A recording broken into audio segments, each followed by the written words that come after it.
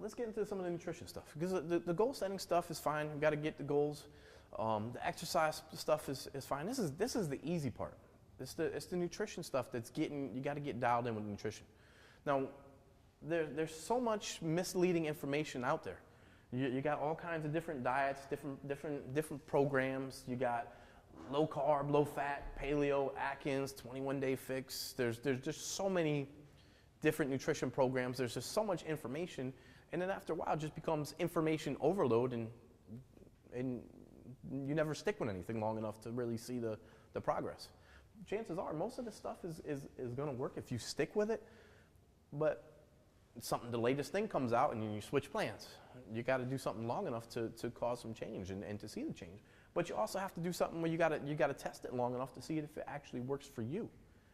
Giving it a 1 or 2 day sample is not going to give you the true information if the program's actually working.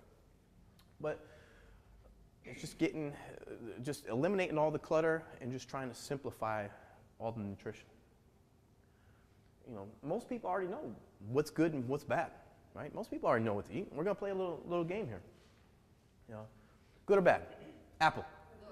Good or bad? Good. Good or bad? Pizza. Some of you guys are like, yeah, there's veggies on it. I put veggies on my pizza. But for the most part, it's not so good. Broccoli. Good or bad? Yeah, broccoli. Chicken. Good or bad? Good, right? For the most part. Good or bad? French fries. Some of you like bad, but you love fries. Good or bad? Tuna. Yeah, good. So, potatoes. Good or bad? Good. Some of you guys are a little unsure. So.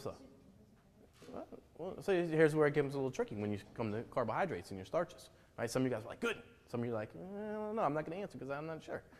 So the starches are kind of what the sugar, the starches, that's the type of stuff what gets people in trouble. And this is what we're going to spend most of our time talking about today, right? Because you guys know most of the time, proteins, vegetables, that's all, for the most part, that's all healthy.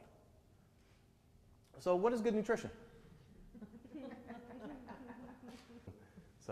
So what is good nutrition? So we're going to get into it. We try and keep this real simple. Good nutrition, whole foods. And what I mean by whole foods is foods that are not processed and as close to their natural state as possible. Things that don't have any added sugar or preservatives, nothing in a box or a bag. I mean, this is one of the ones that you got to look at, because if it's in a box or in a bag and it's on the shelf somewhere, they have to add nitrates and sodium and preservatives, things that your body recognizes as toxins. Buying local or organic, if possible, in most cases, if you can. And then the foods that are found around the perimeter of the grocery store. Now, it's the things that are on the in-between aisles. That's where all your stuff is in boxes, it's in bags. They have to find a way to preserve that food. And those are the things that, for the most part, those are the things that are going to get you in trouble. There are a couple foods that you're going to find in those aisles that are all right, but for the most part, that's where you're going to get yourself in trouble. So all your nutrition should be found around the perimeter of the grocery store. Now, with that being said, we're going to talk about your tolerance to carbs. So for today's purposes, we're going to talk about kind of weight loss nutrition or fat loss nutrition. And that's what we're going to talk about today. There's sports performance and there's other stuff that you can talk about as far as nutrition. But for today's purposes, we're going to talk about weight loss or fat loss for our nutrition discussion. And this really comes down to your tolerance to carbs, specifically your starches and your sugars. There's two different types. You have your low glycemic and you have your high glycemic. Are you guys familiar at all with the glycemic index? All right. So basically the glycemic index is basically, just to simplify it, it's basically how fast you spike in your blood sugar levels. So if you eat something, your body's going to break it down, you're going to get an increase in your blood sugar levels. And it's based on if it's high glycemic, it's a food that you're going to get a high boost in your blood sugar levels. If it's low glycemic, it's something that your body will break down slower, and you're not going to get a huge spike in your blood sugar levels. Because that's really what it comes down to, is your tolerance to carbs. Now, what happens is normally when you eat a carb, like if you eat a piece of bread or something like that, your body's going to break it down into its simplest form, to glucose. And what happens is your body will try and store as much, you're going to get increase in your blood sugar levels. And then from there, your body is going to try and store as much of that as it can in your muscle cells. Muscle cells have only so much storage capacity, like computers. They try and store everything in muscle cells to be used as a source of energy quickly, right? And then what happens is your pancreas and your body secretes other hormones and stuff, and your body will try and store everything else as fat to be used as a source of energy later on. Fat cells, you don't ever lose fat. You don't ever lose fat. I know that's depressing, but you don't ever lose fat. It never goes away. Fat cells are like storage. They just shrink and they expand, right? They shrink and expand. You eat something, you're making a deposit, it expands. If you're working out, you're moving, you're making a withdrawal. So you don't ever lose fat. Fat cells just shrink, they expand. They're just storage. So the best time to have your carbs is post-workout. That's when the stored glycogen levels in your muscles have been depleted from the exercise. So that's when your body can best tolerate the extra influx of the carbohydrates post-workout. Now it's different for sports performance and things like that, but for the most part, for the purposes of this discussion, the best time for your starches is post-workout or first thing in the morning when you're in a fasted state. So that's your two best times. First thing in the morning or post-workout. Or in some cases, you can have both. Okay? So we're going to talk about today, we're going to get into eating for your body type. So you have 3 different body types. You guys familiar with this at all? Somewhat, kind of.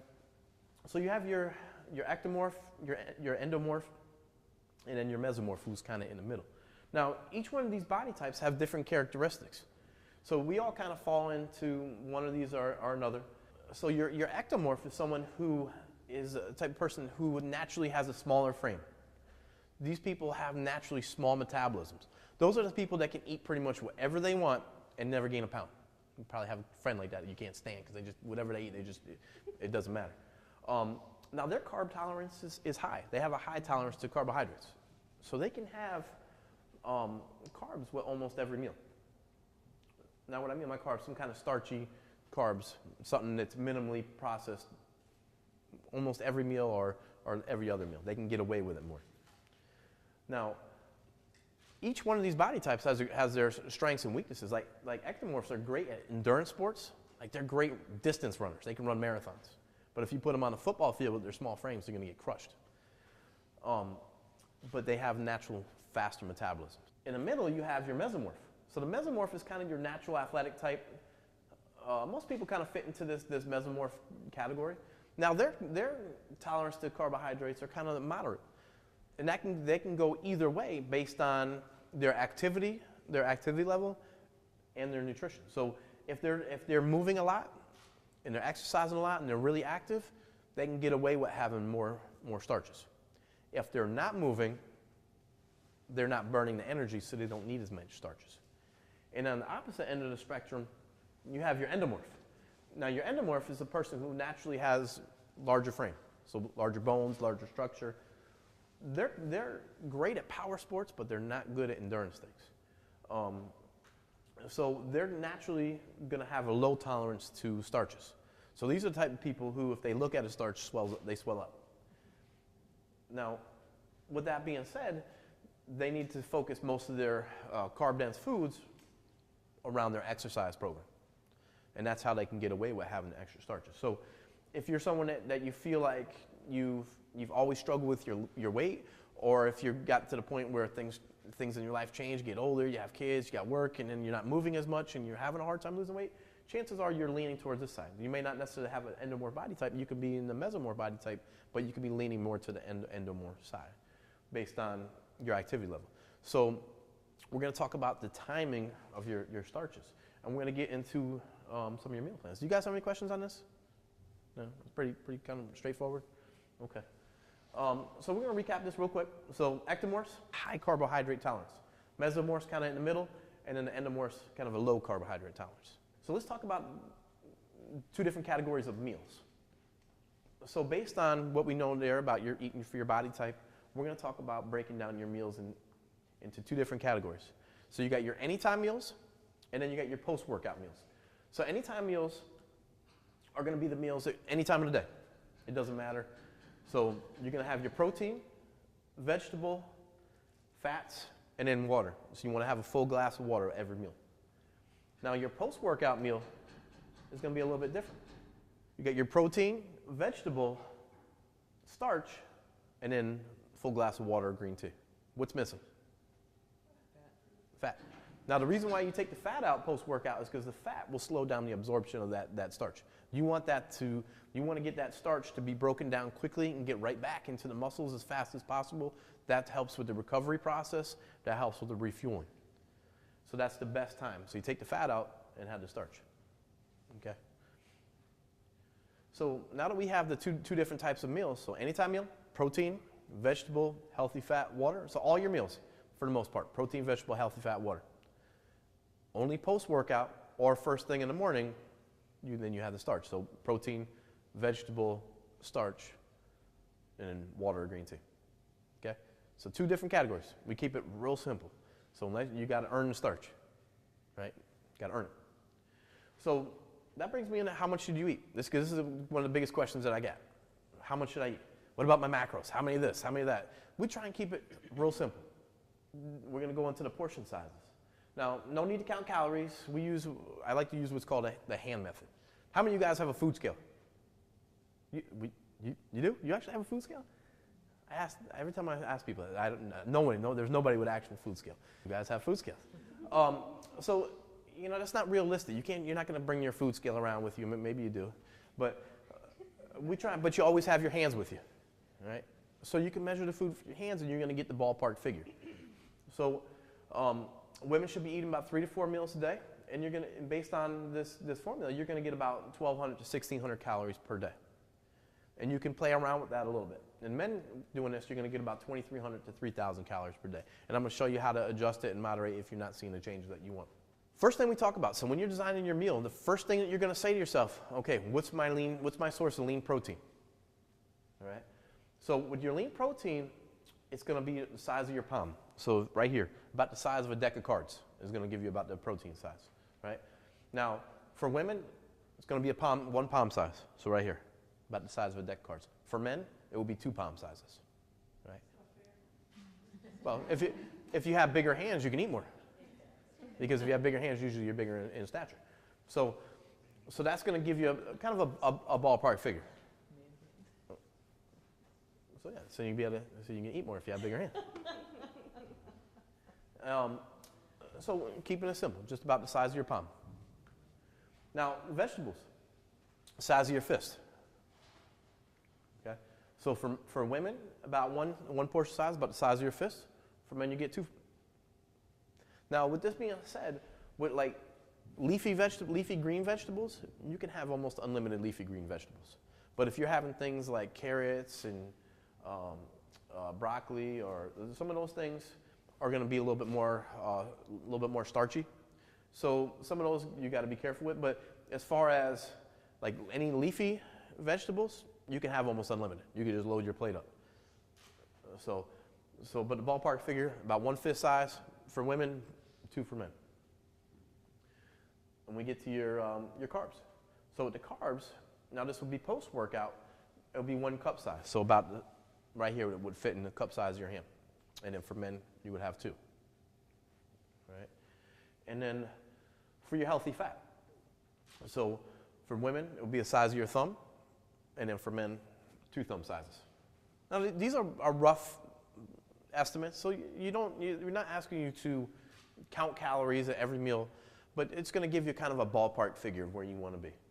So we want to make sure that we're creating a plan for you guys, that something that you can sustain for the rest of your life. Not just when I hear the word diet, or most people, they hear the word diet, you think something that's short term. We want to make sure that we're setting you up for something that you can have success for the rest of your life. And it was just eating smart. And that's really what it comes down to. There's not going to be any quick fix or anything like that. When people get on diets, usually you see someone on a diet for a few weeks and all of a sudden they're off the diet. And then they end up gaining all the weight back because they're off the diet. And then they're like off completely. Fell off the wagon. So we want to make sure that we're doing stuff that's going to set you up for the rest of your life. Now, how do you customize the plan? So if you need less food because you're smaller in stature, or if you're feeling full at each meal, or if you're not active, or if you're trying to lose weight, or if you're not losing weight. First thing you want to do is remove about a half cup of the starches from your meal. So the first thing, go after the starches, or the thumb of fat. But what I would do is I would try and keep the fat, play around, adjust your intake of your starches first. Fat doesn't make you fat. It's the extra carbs that can get you in trouble. And then for men, it's the same thing, but just 1 cup. Okay? Any questions on that? Because that's the biggest thing right there. So if you're not seeing your body change, adjust your intake reduce the amount of starches that you're taking. Now, on the other spectrum, if you need more food because, one, you're larger in stature, or you're not feeling full at each meal, or you're very active, or you're trying to gain muscle mass, then you would just add in that half cup for women, add in that half cup of carbs and or a half thumb of the fat. And then for men, add a half cup of carbs to each meal. Okay? So if you want to put on muscle, add extra starches. And if you're not seeing your body change, if your numbers aren't changing, then remove a half. Okay? Pretty simple. This gets me into your meal planning. Now, meal planning is one of the biggest things. It makes things so simple. Now, this is just kind of one of the sample ones that's in the website. If you plan your meals out ahead of time, it makes all the difference in the world. I heard someone say one time, a failure to plan is a plan for failure. Well, when you have your plan ahead of time, you know what to get, what you need to grocery shop for, so that way you have it in your house. And then if you do your meal prep for the week, it makes it easier. Now it's just grabbing and going. So planning out your meals.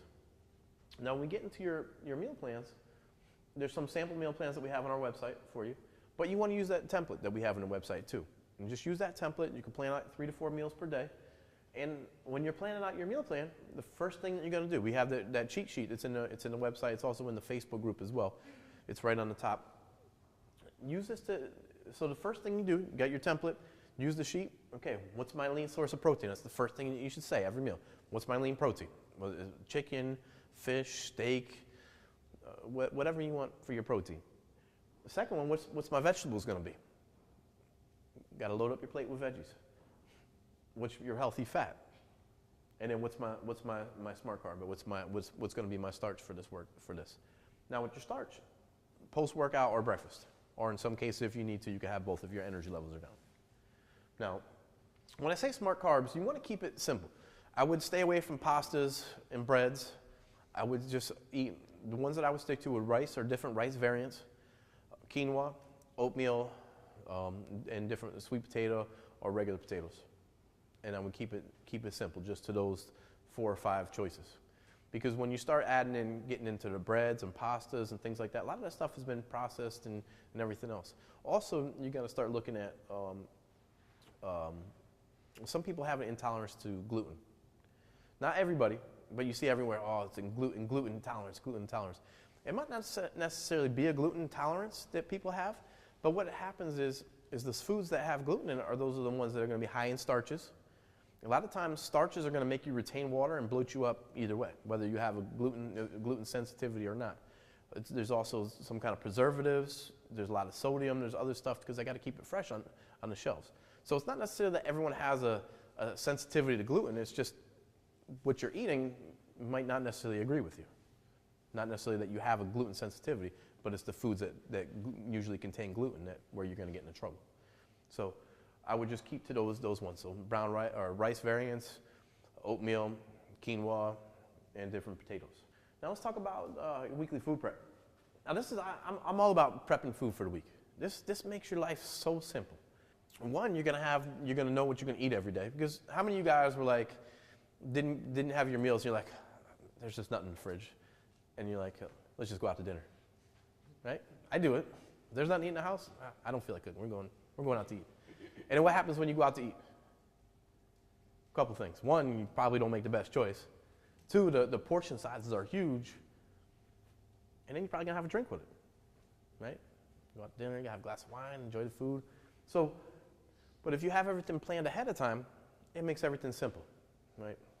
So, again, plan all your meals ahead of time. And this is not what I mean by food prep. So, weekly food prep. In my house, what we do Sunday and Wednesday. We make Sunday nights or Sunday afternoon, and Wednesday we do our food prep for the week. But it depends what works for your schedule. I know a lot of people will do it on Sundays for the rest of the week. It just works for us Sunday and Wednesday. So have your plan for the week. So use your plan. What's your protein? What's your vegetable? What's your healthy fat? What's your water? When's my post-workout meals? When's my anytime meals? And then from there, just take your grocery shopping list and go shopping. When you get home, wash, chop all your vegetables, and do all your prep for the week. Now, we buy everything in bulk. So we'll get a whole bunch of chicken breasts, we'll get a bunch of steak or pork, whatever we're going to do for our meals. And we'll just cook everything up ahead of time, put it in Tupperware, so that way it's just grabbing and go. It makes it real simple. And now you know you're getting the right portion sizes, you're getting the right foods at the right time, and it's going to make a world of difference. Also, take a picture of it. Put it in our Facebook group, so that way there's some accountability. I want to know who the good cooks are, so I know whose house to go to eat.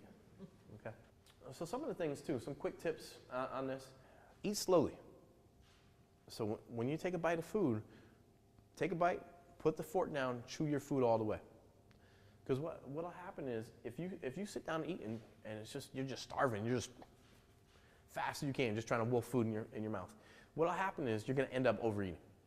Because you're not going to give enough chance for your body to send the signal from your brain to your stomach that says, I'm full, stop eating.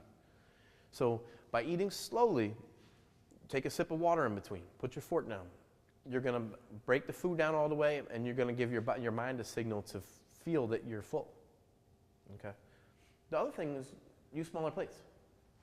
Studies show that if you have a bigger plate, equals bigger portion sizes. That's true.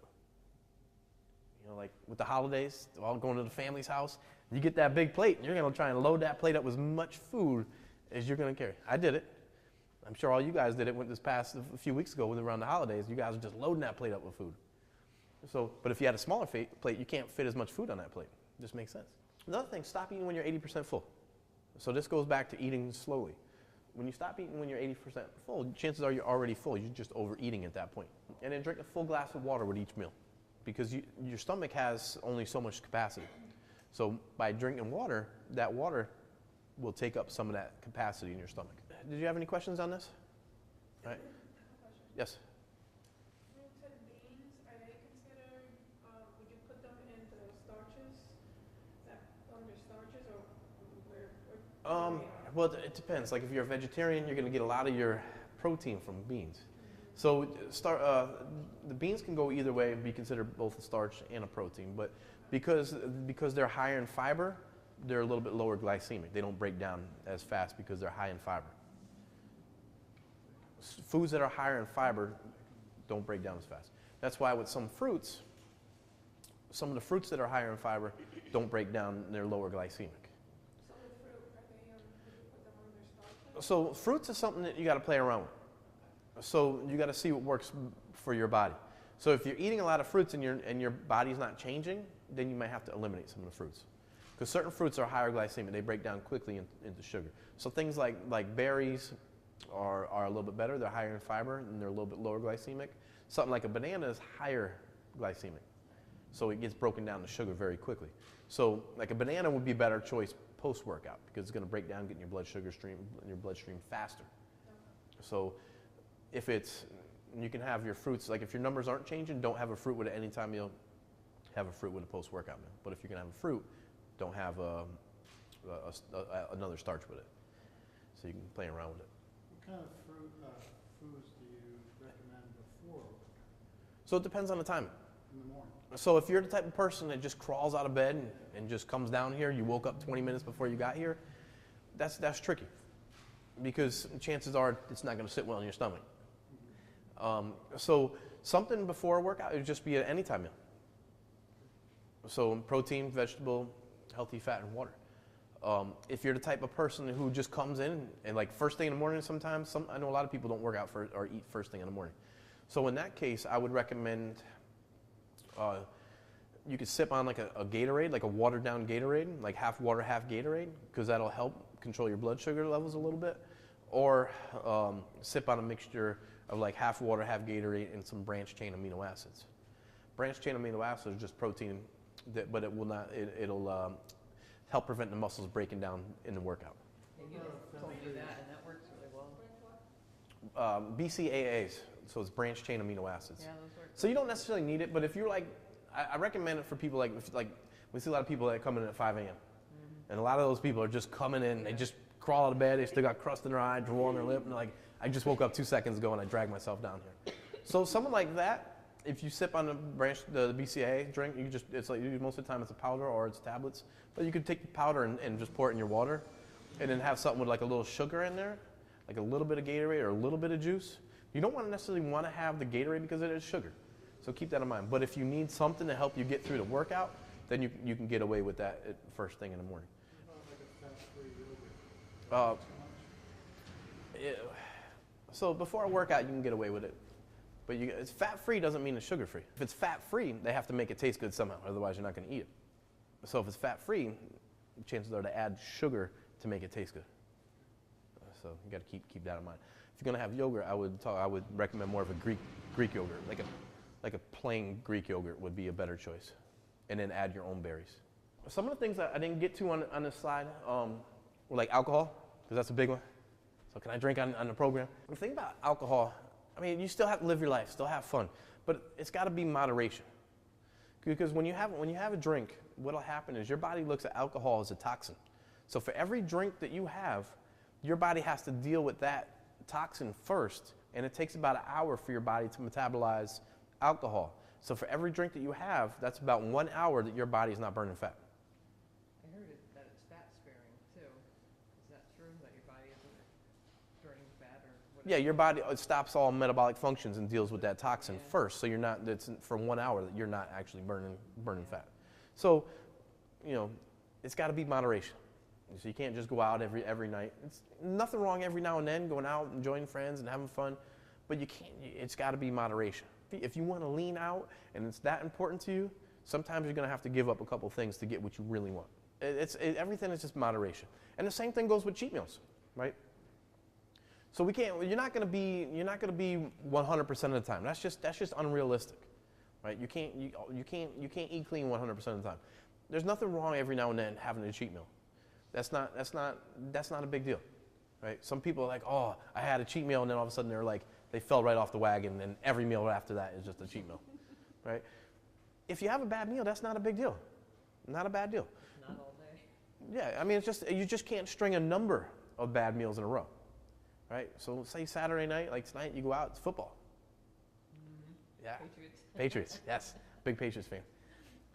So when we watching the game, I know that I probably will have a beer or two tonight watching the game because it's football.